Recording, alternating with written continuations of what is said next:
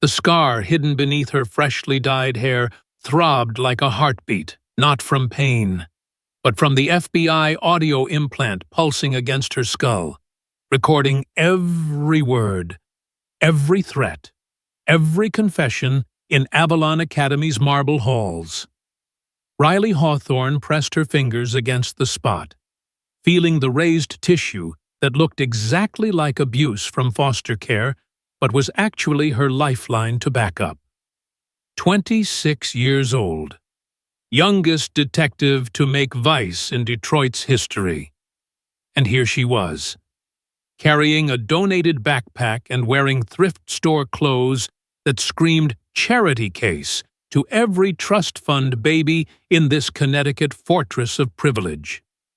The library doors loomed ahead at heavy oak panels that had witnessed 150 years of secrets.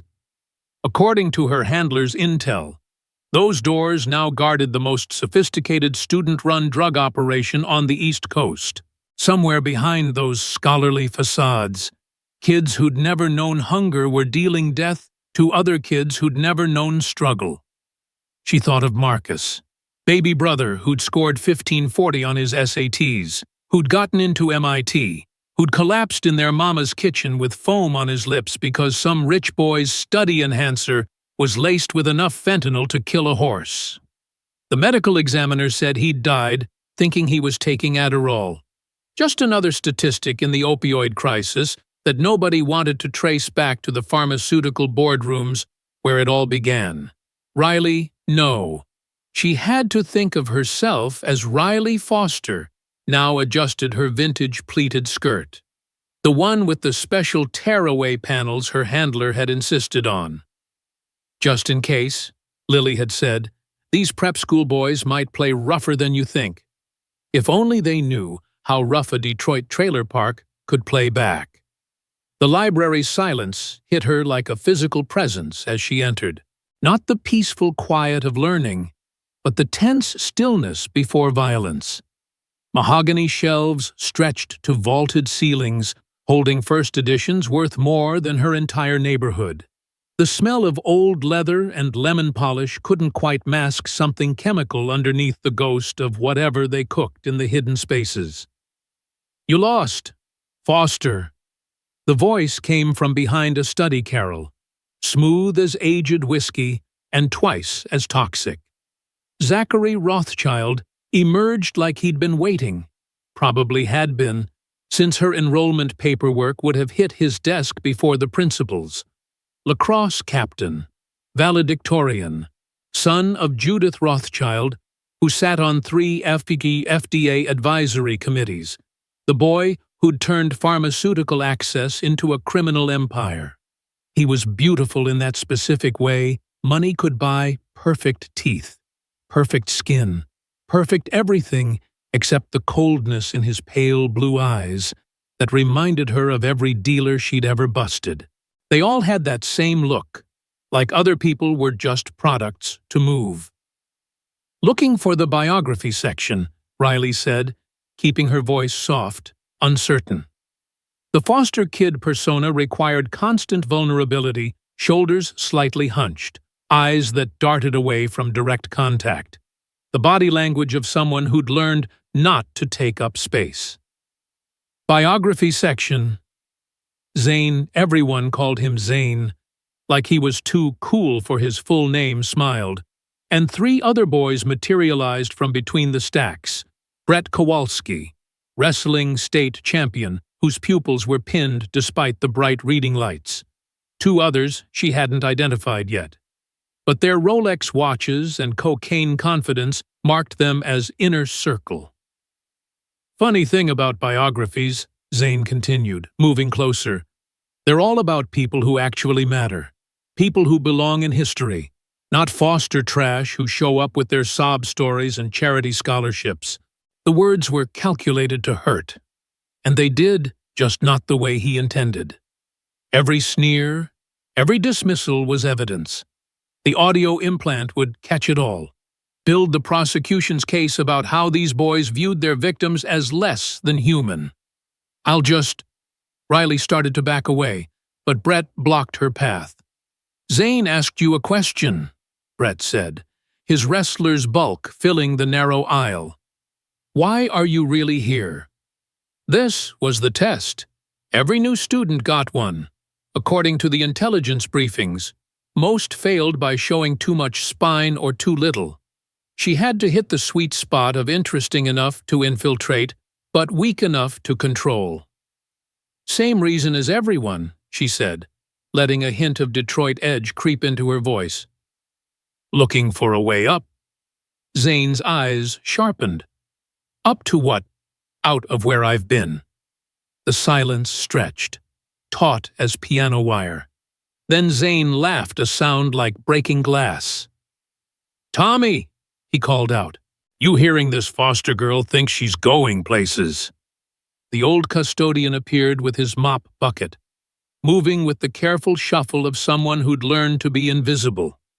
Tomas Vega, according to her files, 40 years pushing a broom, never missed a day, never saw anything worth reporting. The perfect witness who witnessed nothing. "Just cleaning, Mr. Rothschild," Tommy said, his English heavily accented despite being third-generation American. Another performance, another survival strategy in a place where the help was expected to stay helpless. "Clean over there," Zane ordered, pointing across the library.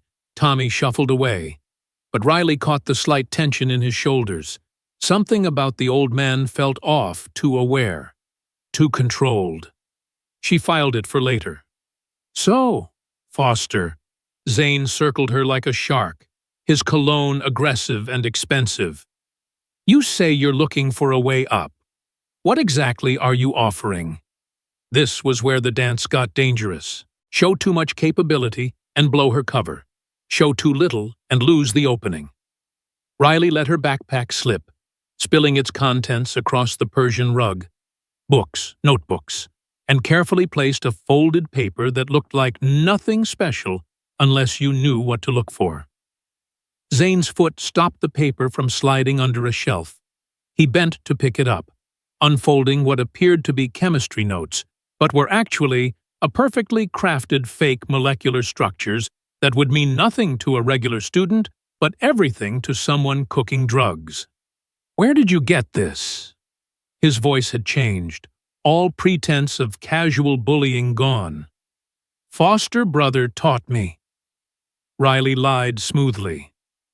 Before he aged out, said understanding the chemistry keeps you from getting burned by bad product.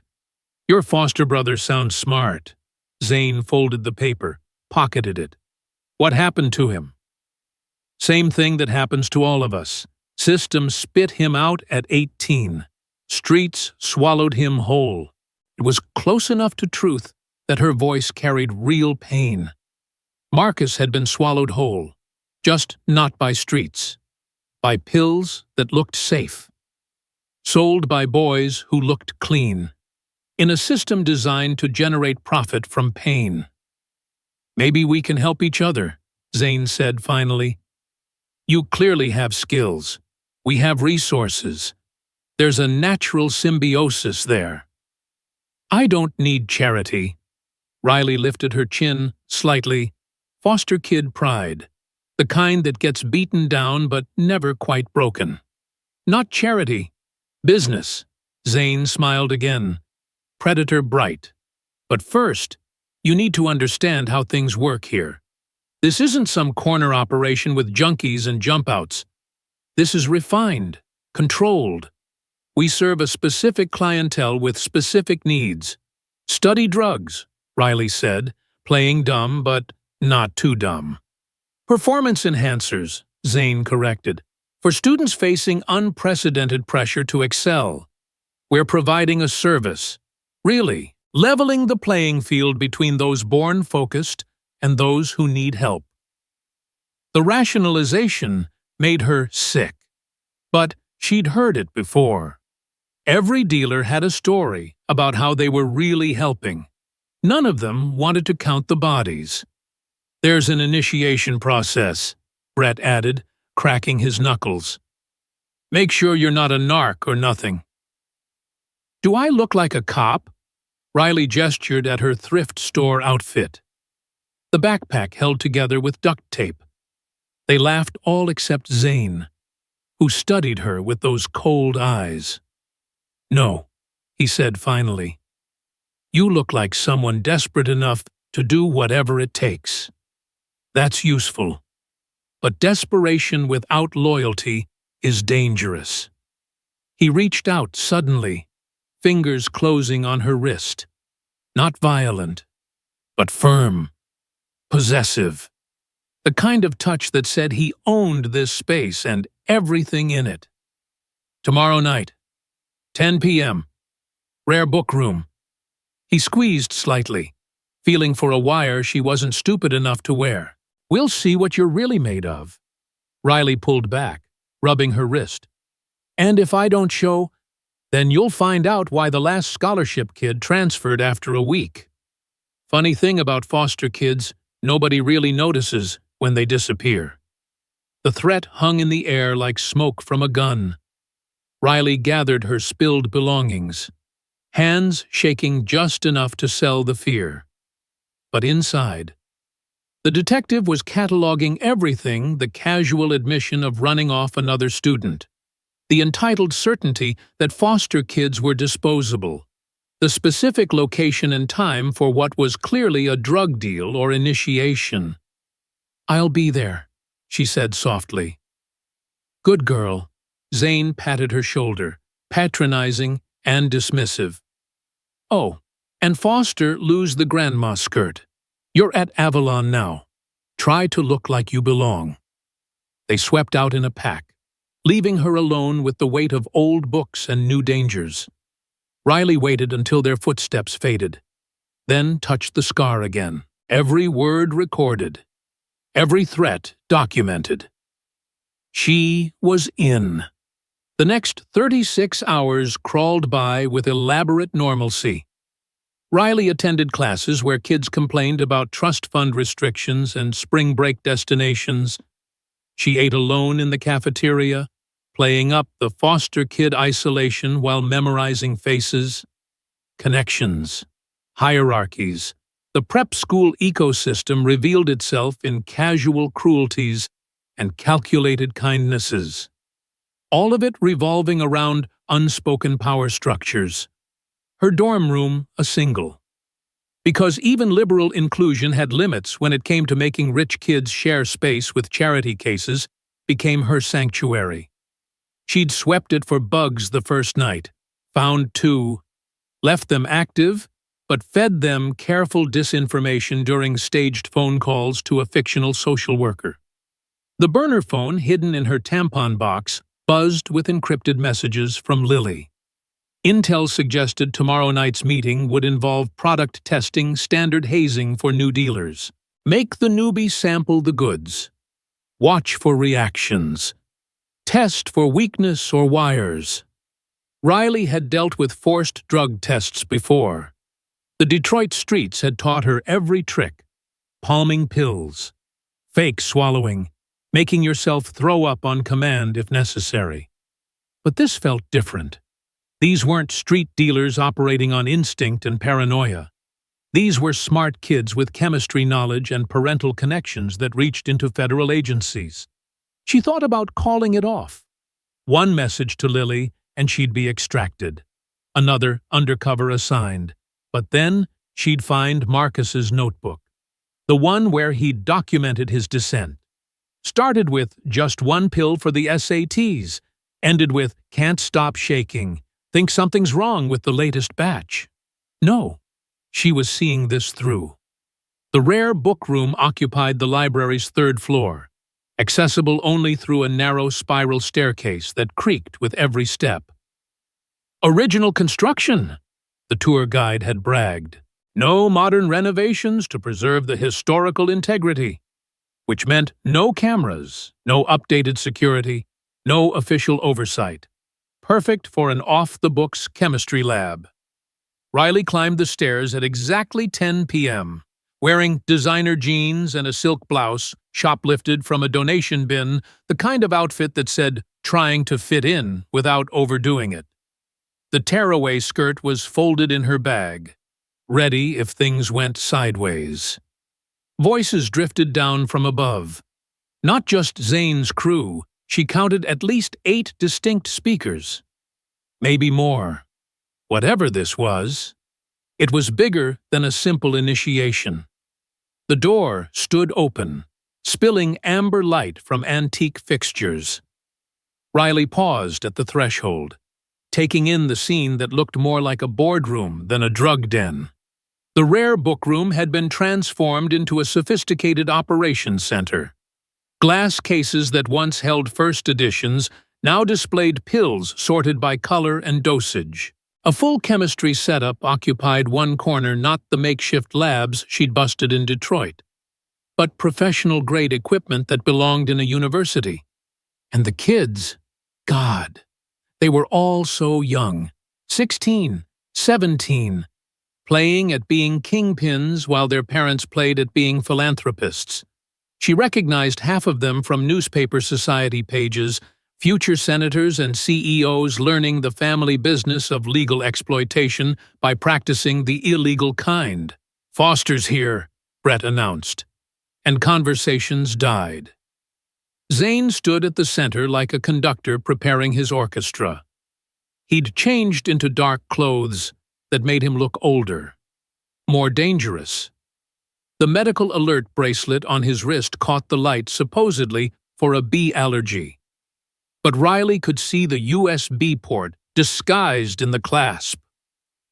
"Welcome to free market capitalism," he said, gesturing at the setup. "Supply meeting demand in its purest form." "This is—" Riley let awe creep into her voice. It wasn't hard. The scope surprised even her. "How do you move this much product without anyone noticing? Because everyone's in on it." A girl spoke from the corner, Ashley Chen, daughter of a hospital board director. "Parents need us focused for college admissions. Teachers need us calm for standardized testing. Coaches need us energized for championships. We're just facilitating biological optimization." The philosophy major in her, Riley thought. They'd all taken Intro to Ethics and learned just enough to justify anything. "But first," Zane interrupted, "our new friend needs to prove she's not wearing a wire for the DEA." He smiled at his own joke, not knowing how close to the truth he'd stumbled. Brett, the wrestler, produced a knife, not a weapon, but a tool. Message, clear, strip, or get cut out of the clothes. This was the moment Lily had warned about.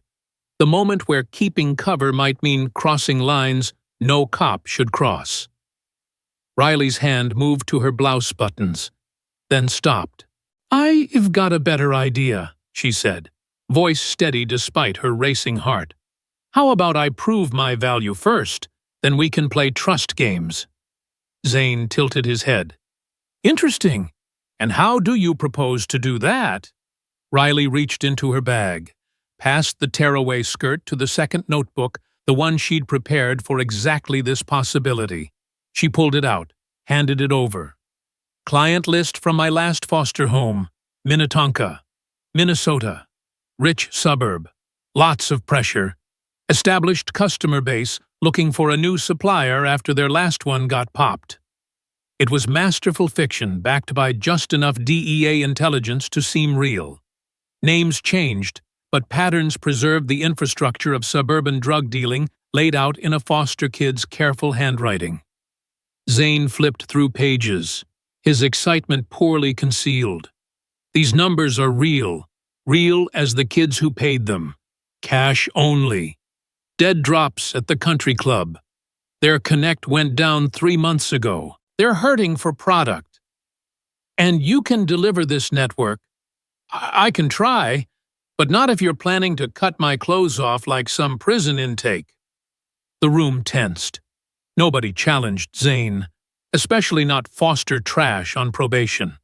But Riley had calculated the risk show enough backbone to be valuable, not enough to be threatening. Zane laughed suddenly, sharp and genuine.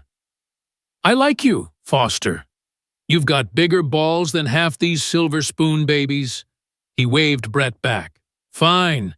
You've earned a stay of execution, but you still need to prove you're not law enforcement." He moved to the chemistry setup, selected a pale blue pill. "Latest batch. We call them study buddies. Pharmaceutical-grade amphetamine with a proprietary focus blend. Completely safe if you're not wearing a wire that might interfere with your heart rhythm." Clever. The threat within the test. Take the pill or blow your cover. Refuse and confirm suspicions. Riley took the pill, examined it. The detective in her memorized every detail: shape, color, markings that could identify the lab. The sister in her wanted to crush it, throw it in his face, scream about all the brothers and sisters these study buddies had killed. Instead, she placed it on her tongue, took the offered water, swallowed, except she didn't. The pill rested behind her back teeth, dissolving slowly enough to survive scrutiny. An old junkie had taught her the trick during her first undercover buy: let them see what they expected while your body stayed clean. "Good girl," Zane said again, and she wanted to break his perfect nose. "Now we wait. See how you react. Meanwhile, let's discuss this Minnesota connection." They talked business while the pill dissolved in her mouth, bitter and wrong. Riley fed them enough truth to seem credible, carefully steering conversation toward their operation. Every detail mattered: supply chains, customer screening, money laundering through school fundraisers. The audio implant caught it all, building a case that would bring down not just these kids, but their enabling parents. 20 minutes in, she let her pupils dilate, started talking faster, mimicked the effects she'd seen 1,000 times in interrogation rooms. The room relaxed, accepting her performance as proof. "She's good," someone said. "No shakes, no paranoia. Clean reaction." "Foster kids," another laughed. "Probably been self-medicating since middle school. If only they knew she'd never touched anything stronger than coffee. Had seen too much.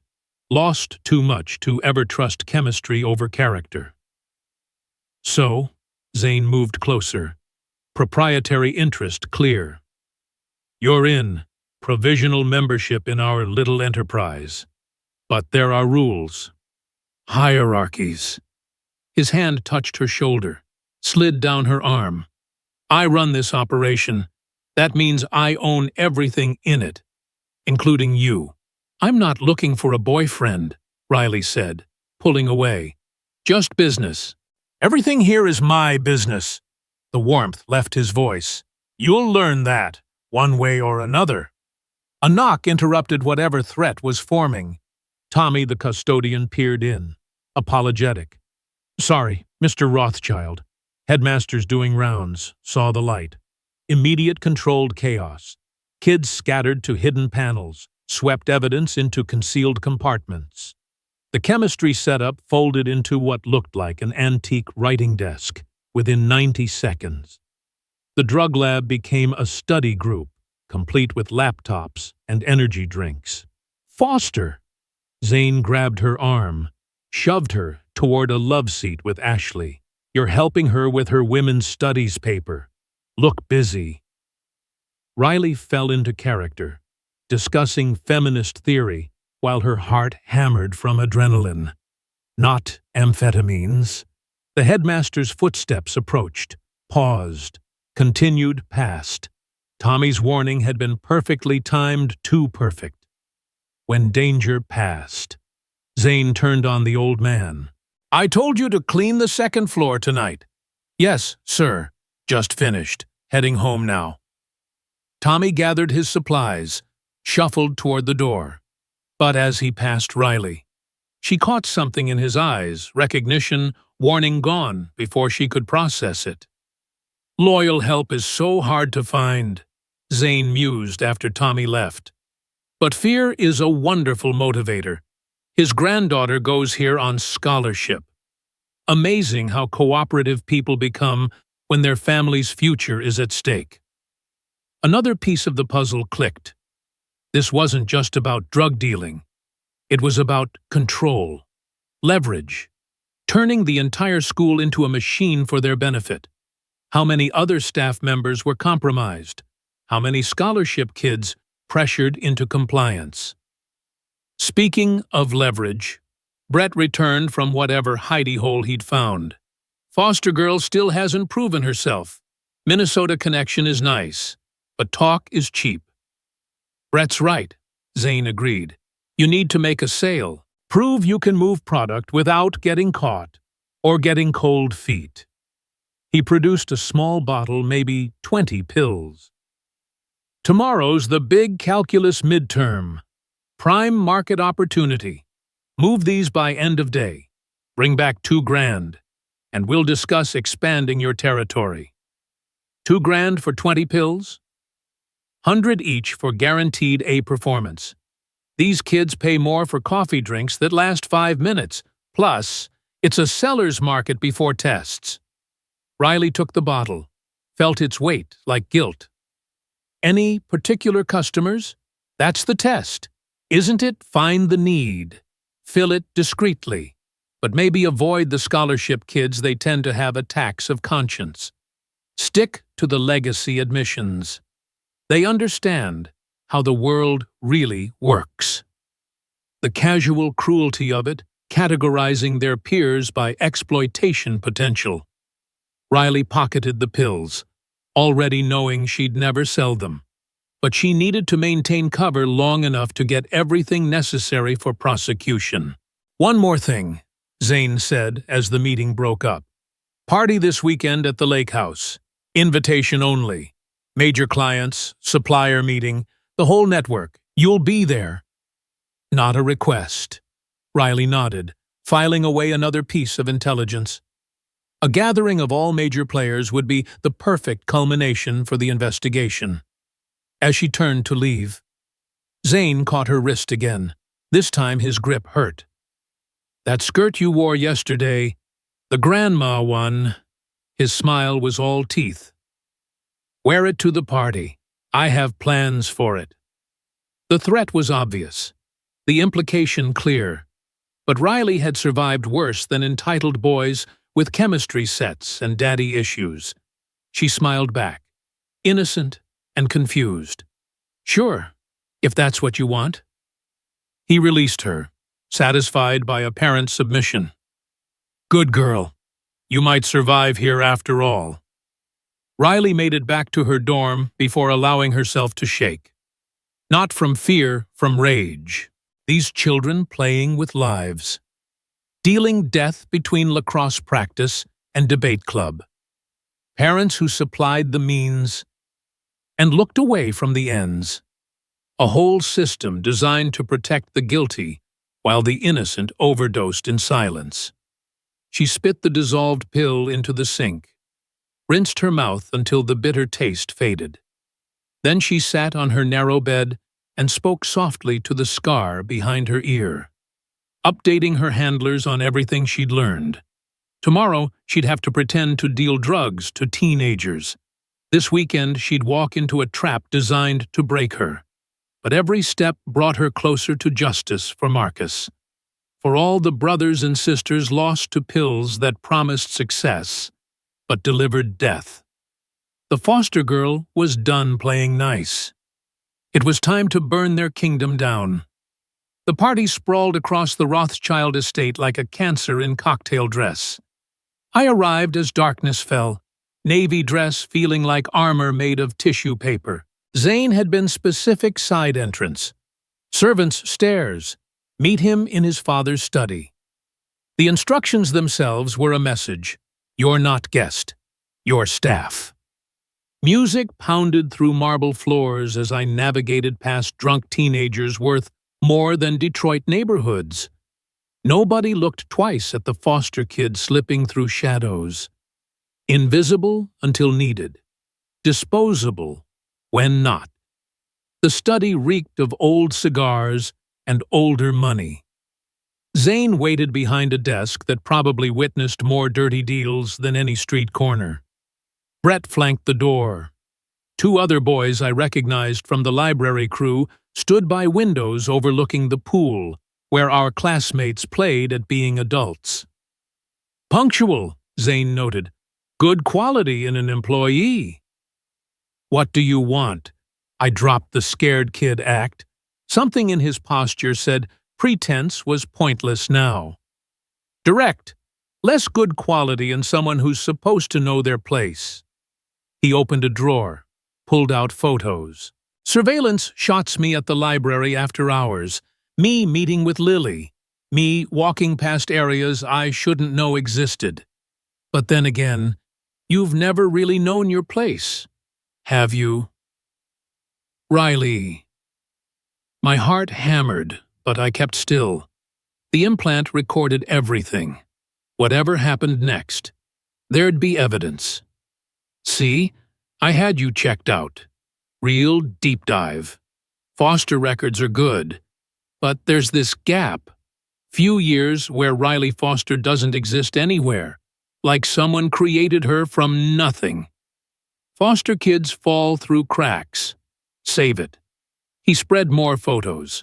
These were different, grainy, but unmistakable me in uniform at a Detroit crime scene. Private investigator my mother keeps on retainer is very thorough. Facial recognition is a beautiful thing.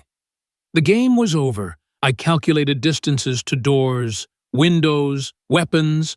Brett shifted, reading my tension. "Here's what confuses me," Zane continued. "Why send a Detroit cop? We're not even in your jurisdiction, unless—" His eyes sharpened. "This is personal." I stayed silent. Sometimes silence was the only card left. "The names in my database. You've seen them, haven't you? When you lifted my bracelet that first day? Oh yes, I noticed. Smooth technique, but I've been watching for theft since middle school. Occupational hazard." He tapped the USB bracelet. "Someone you know in here? Maybe." "No. Maybe about it.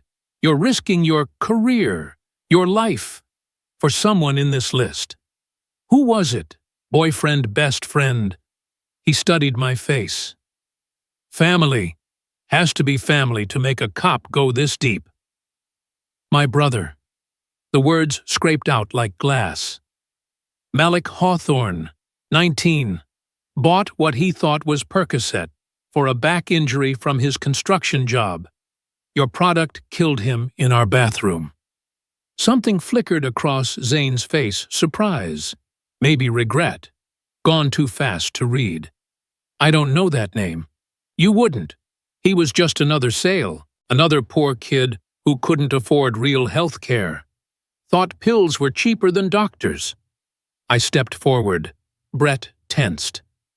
"But I know him. Held him while he died. Couldn't save him." "Touching story. Changes nothing." But his voice carried less certainty. "You're still a cop in my house. That requires response. Then respond." He stood slowly. "You know what I love about this dress, the vintage fabric. So delicate. So easy to damage." He moved around the desk. "Symbol of everything wrong here. Foster trash playing dress-up, pretending she belongs. I never pretended to belong." "No. Then why try so hard?" He grabbed my wrist, pulled me toward the door. "Time for education. Real Avalon, welcome." Brett opened the door. The hallway beyond led toward the party noise. My mind catalogued options, exits, weapons. The Narcan in my pocket felt like a grenade. "You're going to walk out there with me," Zane said. "Smile, play along, and when I tell everyone what you really are, you're going to run. Run like the street trash you came from. And if I don't, then tomorrow, a foster kid overdoses, Tragic story. Couldn't handle the pressure. His smile was poison. Your choice. We descended toward the party. Pool lights painted everything blue-green. Underwater, even on dry land. Hundreds of kids lounged on Italian furniture. Pharmaceutical futures secure. I spotted Lily near the bar. Her librarian disguise swapped for something that screamed federal agent to my trained eye. Tommy worked the grounds, picking up cups with custodial patience, still playing his role even here. How many years had he been watching? Waiting, everyone, Zane called out. Voices died. Music faded. The king spoke, and subjects listened. Want you all to meet someone special.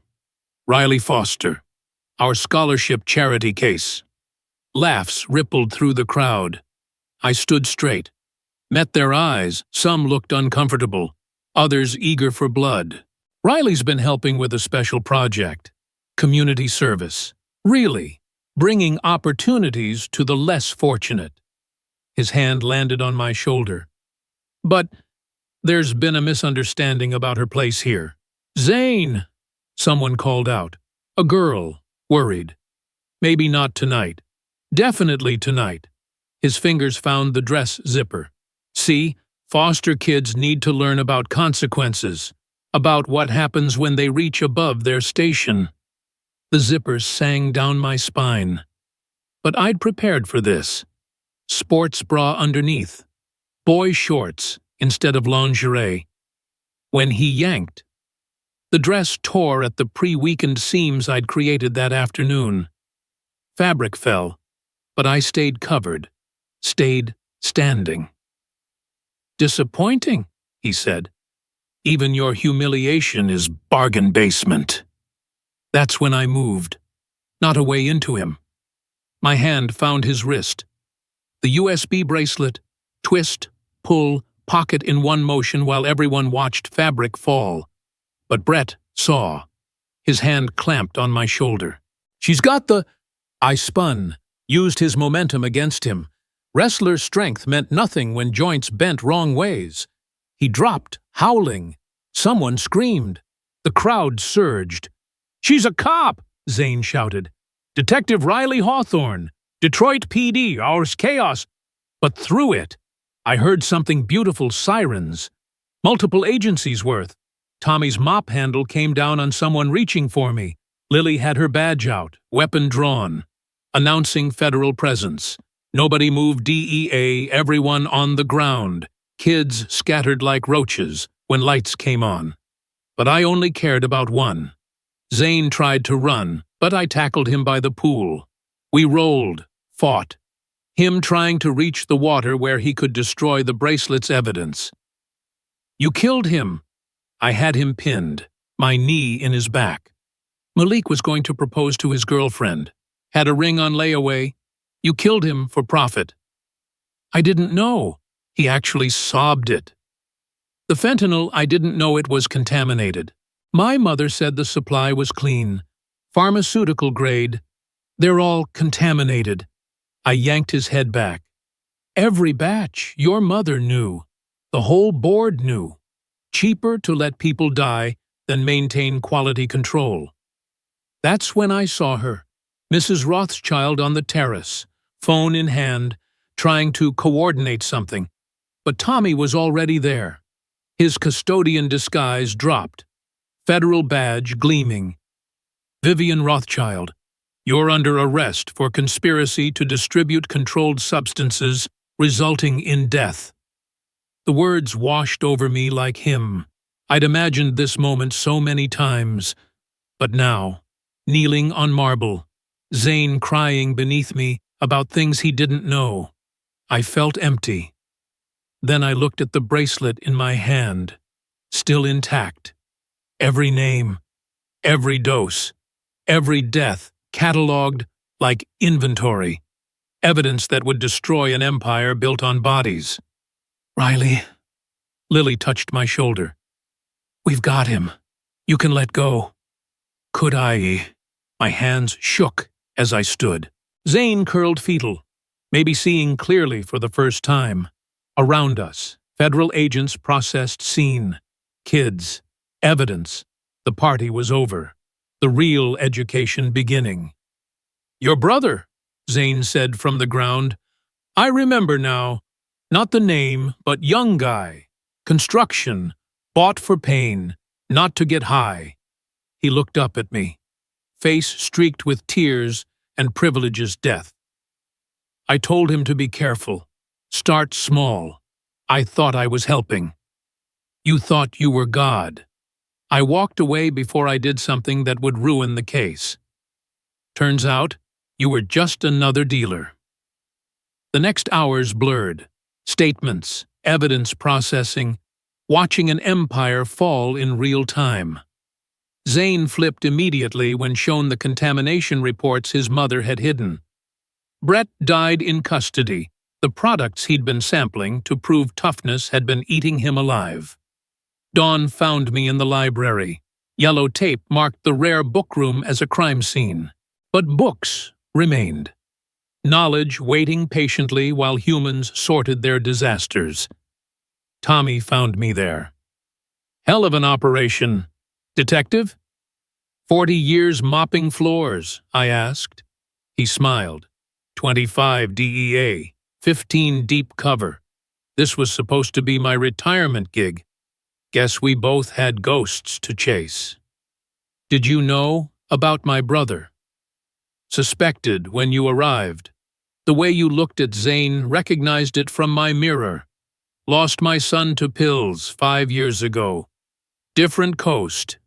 Same poison." We sat in silence. Two cops who'd won, but felt like losing. "What happens now?" I asked. "Rothschild's turning state's evidence. His testimony will take down the whole network. His mother, the board, distribution chains in 12 states. He paused. "You did good, kid." "Doesn't bring them back." "No, but maybe saves the next ones." 6 months later, I stood in the renovated library, where the rare book room had dealt death. Counselors now offered hope. The walls bore names, victims of the crisis, including Malik's. Not statistics anymore. People. Zane served his time in minimum security, cooperating fully. He wrote me once, single line, "I dream about your brother, I'm sorry." I didn't respond. Forgiveness was above my pay grade. Lily ran the new program. Her federal days traded for something quieter but not smaller. We'd coffee sometimes, compare scars, plan futures that honored our pasts. "Think it matters?" she asked one afternoon. All this, I touched my ear. The scar, now just a scar. Implant removed. Has to. Otherwise, what was it for? Kids studied around us. Some probably used, probably struggled, probably carried their own ghosts. But they were alive, had chances, could choose different stories. Maybe that was enough. Maybe that was everything. "Another one for the books," I said, and meant it. Because sometimes the most dangerous predators hunt in libraries. But sometimes, if you're patient and willing to pay the price, so does justice. And justice, like knowledge, is patient. It waits between pages and behind scars, in evidence lockers and sisters' hearts, until its moment comes. Then it teaches lessons that last forever, even in libraries, especially in libraries, where my brother's name lives on a wall, and kids get second chances he never had. The library dedication ceremony was 3 weeks later. I almost didn't go. Ceremonies felt like performances, and I'd done enough pretending. But Tommy called, said there was something I needed to see. I found him by the memorial wall. But he wasn't alone. A young man stood there, maybe 20, tracing names with a trembling finger. Something in his posture felt familiar, the way grief bent his shoulders, how his hand kept returning to one name. "That's Jamie," Tommy said quietly. "Lost his sister last year. Fentanyl in fake Xanax. Zane's product." The kid turned, saw us. His eyes were red-rimmed but clear. "You're her, the cop who went undercover." I nodded, not trusting my voice. "My sister, Keisha, she's on this wall. I used to blame myself. Should have known she was using. Should have helped." He swallowed hard. "But reading about the trial, about how they targeted kids like us kids who couldn't afford real help. I get it now. Wasn't her fault. Wasn't mine." "It wasn't," I agreed. "I'm starting nursing school next month," he continued. "Gonna work in addiction medicine. Maybe save someone else's sister." He looked back at the wall. "That's what Keisha would want." After he left, I stood there with Tommy, reading names. So many stories ended too soon. But maybe that wasn't the only truth anymore. Maybe other stories were beginning counselors, nurses, investigators who'd carry their ghosts into purpose. "Your brother would be proud," Tommy said. "Yeah," I touched Malik's name, felt the carved letters like Braille spelling out love and loss and everything between. He always said I was too stubborn to let things go. Guess he was right. Best cops usually are. That night, I dreamed about libraries for the first time in months. But instead of rare books hiding poison, I saw students studying, recovering, choosing different endings. And somewhere between the stacks, I swear I heard Malik laugh the way he used to when I'd drag him to the library, complaining but secretly loving how quiet it was, how safe. Some predators hunt in libraries, but some hunters become healers. And sometimes, if you're very lucky, the place that nearly broke you becomes the place where others learn to mend. That's the thing about justice. It's not just about catching the guilty. It's about making space for the innocent to survive. And we did that. Malik, me, Tommy, even Zane in his broken way. We made space. In a library, where all the best rebellions begin.